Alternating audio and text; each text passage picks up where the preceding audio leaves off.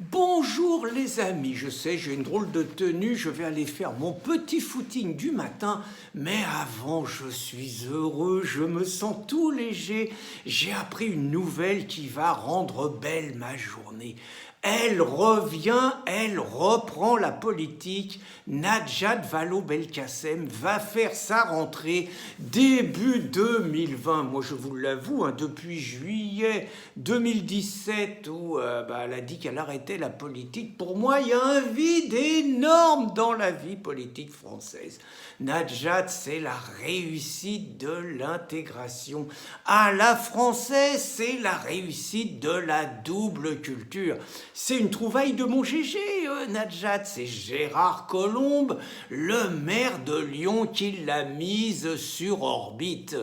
Orbite, vous connaissant, je pense que j'aurais dû trouver un autre mot. Mais bon, GG, il a eu assez de mastic avec les nanas. Vous savez qu'il a installé sa maîtresse à la mairie de Lyon, un emploi fictif. Ça y a valu une perquisition après qu'il ait quitté Choupinet. Donc GG, j'en sais rien. Mais donc c'est GG qu'a lancé Najat. Il en a fait une adjointe à la mairie de Lyon, il en a fait une conseillère régionale, il en a fait une députée, et puis après, elle a quitté Lyon, elle est passée en première division, porte-parole de Ségolène en 2007. Bon, gamelle, mais porte-parole quand même. Et elle a dû être tellement bonne que Ségolène, elle l'a prêtée à Hollande en 2012. Et ce coup-là, ça a marché. Alors c'est un super symbole, Najat.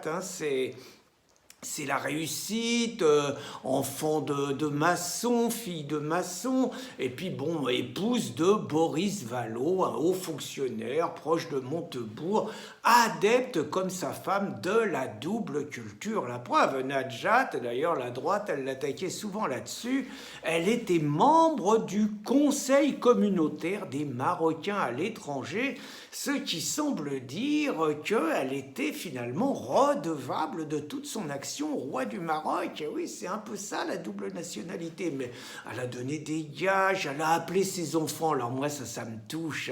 Elle a deux jumeaux, elle les a appelés Louis Adèle pour le mec et Nour Chloé pour la nana. C'est beau, ça, c'est magnifique. Puis Vallaud-Belkacem, j'imagine donc à l'école, Louis Adèle, Vallaud-Belkacem, un peu en apnée les mecs, mais c'est beau la symbolique et tout. Puis bon, justement, c'est un démenti aux propos ignobles du roi du Maroc qu'il avait dit devant Anne Sinclair il y a un bon moment. Anne lui disait alors, Majesté, vos Marocains, ça va devenir des bons Français. Tout. Oh là, l'autre dit surtout pas. Le roi du Maroc, il avait dit, moi, mes musulmans, ils seront jamais français. Ils seront jamais laïcs, ça sera des musulmans et tout. Et si vous voulez en faire des Français, vous en ferez des mauvais Français et des mauvais musulmans. Oh, le scandale, là, ils avaient vite, la génération SOS et tout, ils avaient vite passé à autre chose et tout. Donc Najat, elle montre que le roi Hassan II, il disait des conneries. Elle était donc fidèle du roi du Maroc, mais en même temps, elle est devenue une ministre de la France et de la République. Et oui, dans le premier gouvernement Hollande, il l'a récompensée parce qu'elle était sa porte-parole. Elle a d'abord été ministre du droit des femmes, ça c'était la chiappa de l'époque, vous voyez, et puis porte-parole du gouvernement, c'était la Marlène de l'époque, mais avec 30 kilos de moins et un peu plus pâle, plus bon, un peu plus sexy quand même que la Cibette, j'ai dit Marlène, que la Cibette, quand là il n'y a pas photo quand même. Bon. Et puis elle a été après, sous Valls, ministre de la ville, de la jeunesse et des sports, et enfin la consécration, donc...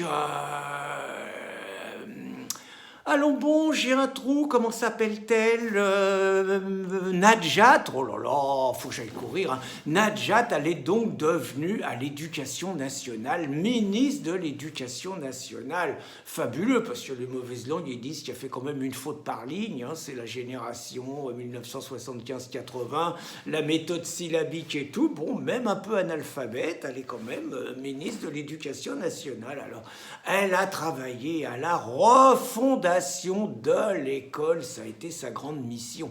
Alors en gros, l'école, il fallait plus de mixité sociale, et puis les enfants, ils n'étaient pas là pour apprendre à lire, à écrire ou à compter. Non, non, non, non, non, non, non, c'était de l'éducation, hein, et seulement de l'éducation à la place des parents. Donc on leur apprenait, par exemple, la théorie du genre, papa il porte une robe, j'ai deux mamans, j'ai deux papas.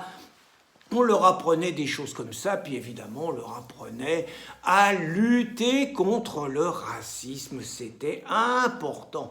Donc, Najat, ça a été un pilier de l'équipe de Hollande et tout. Et donc, elle est restée au Parti Socialiste, alors que Macron, il était là, elle n'a pas pris le wagon, elle est restée fidèle. Moi, je veux dire, à sa place, j'aurais suivi Gégé.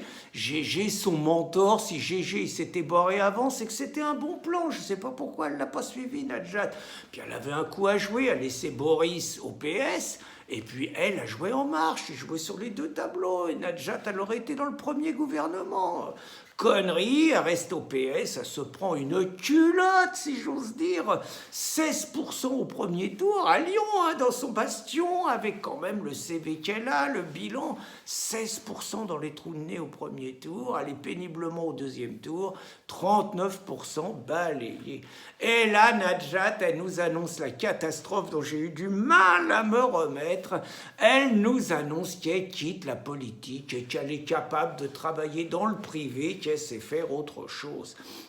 Et première chose, elle qu'on présente comme une passionnée de littérature, elle se lance donc directrice d'une collection d'essais de l'éditeur Fayard. La presse est là, ça va marcher, les chiffres de Fayard et tout.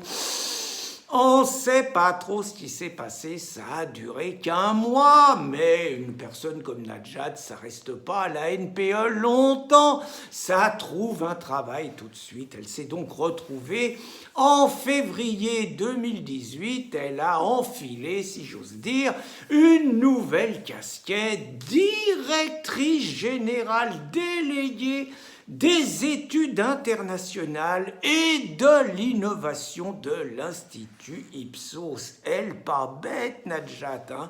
Donc il paraît qu'elle voyait plein de scientifiques et tout, mais d'après ce qu'on croit savoir, ça va pas durer longtemps, parce que ses patrons, ils disent, elle est bien gentille, mais elle fait toujours de la politique, elle va voir des militants, dès qu'il y a une manif contre les violences sexistes, elle est dans la manif pour se faire voir, dès qu'il y a une caméra, elle est là, elle frétille du popotin pour se faire voir. Enfin bref, ils disent, nous, on la paye pour bosser, on la paye pas pour promouvoir sa carrière. Donc, ça pourrait ne pas durer longtemps. Mais Najat Maline, elle a plusieurs cordes à son arc. Elle est toujours à Sciences Po. À Sciences Po, elle donne des cours sur l'égalité des hommes et des femmes dans la politique publique. Alors, je ne sais pas combien elle palpe entre Ipsos et Sciences Po, ça ne doit pas être mal, hein. Plus le Boris, là, ça doit bien vivre mais c'est Jean de gauche, hein, c'est normal, hein, ça doit bien vivre chez les Belkacem Valo. Et surtout, Najat, elle a annoncé, donc, elle laisse entendre son retour au Parti Socialiste, parce qu'elle dit que Macron, il est beaucoup trop timide concernant l'égalité des hommes et des femmes et les violences sexistes, et a dit surtout qu'il faut que le Parti Socialiste y revienne au pouvoir. Et c'est vrai qu'avec le fort qui a quand même un charisme d'huître, et ils avaient annoncé Cazeneuve pour 2022, avec Najat, ça va changer, et moi je me réjouis de savoir que la Najat, elle est de retour et qu'en 2020, on va la revoir sur les plateaux de télévision. Allez, je pars faire mon footing. Bonne journée les amis.